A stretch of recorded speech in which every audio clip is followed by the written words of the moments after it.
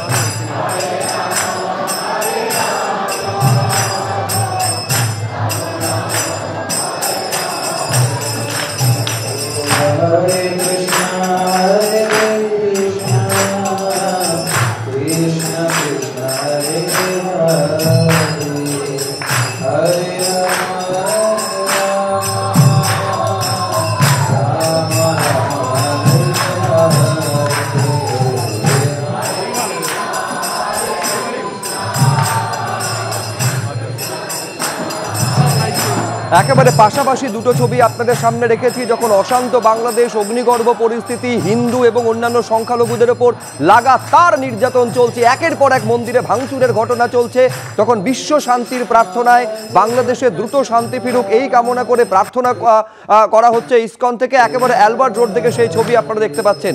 আরো বিস্তারিত আমাদের বলতে পারবেন আমাদের প্রতিনিধি অরিত্রিক ভট্টাচার্য। অরিত্রিক, দেখুন, এই গত 2-3 দিন ধরে আমরা দেখেছি যে ইসকনের পক্ষ থেকে এই বাংলাদেশের যে লাগাতার ঘটনা ঘটে চলেছে সেটা নিয়ে তারা তাদের বক্তব্য রাখছেন এবং তারা বারবার যেটা বলেছেন তাদের ভক্তির ভাষাই তাদের প্রতিবাদের ভাষা। এবং আজকে এটা শুধুমাত্র কলকাতায় অ্যালবার্ট রোডে ইসকনের যে শাখা এখানে রয়েছে বা মন্দির রয়েছে সেখানেই যে হচ্ছে তা নয়।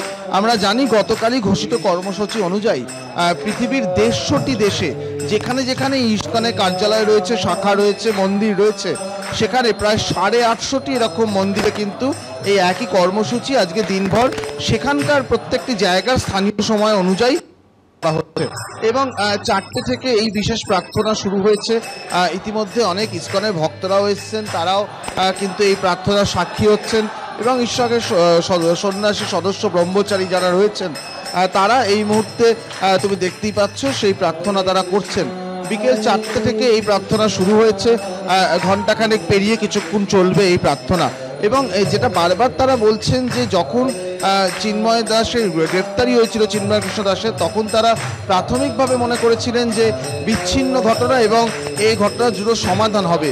কিন্তু ইসকনের কলকাতার যিনি ভাইস প্রেসিডেন্ট রাধারমন দাস, তিনি যেটা বারবার বলছেন যে এই ঘটনা তারা যেটা দেখছেন থামছে না, দিনের পর দিন ঘটছে।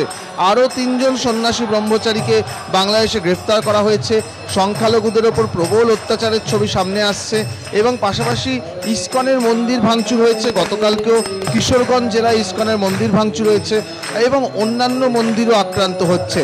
এই সার্বিক পরিস্থিতিতে তারা যেটা বলছেন যে তারা একমাত্র তাদের আরাধ্যের কাছেই কিন্তু সমর্পণ করছেন এবং সেই প্রার্থনা তারা চাইছেন বিশ্বজুড়ে এই প্রার্থনা যেন চলে এবং 150টি দেশ একেবারে এই ছবি 150টি দেশে একযোগে দেখা যাচ্ছে। যেখানে যেখানে ইসকনের মন্দির রয়েছে, ইসকনের শাখা রয়েছে, সর্বত্র বাংলাদেশে দ্রুত শান্তি ফিরুক এই কামনা করে নাম সংকীর্তন এবং প্রার্থনা চলছে।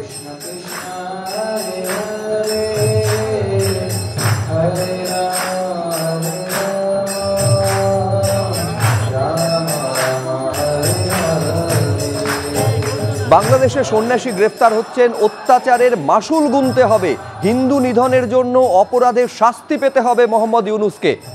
মোদী সরকারের কড়া হস্তক্ষেপ চেয়ে এবার হুঙ্কার সর্বভারতীয় সন্ত সমিতির।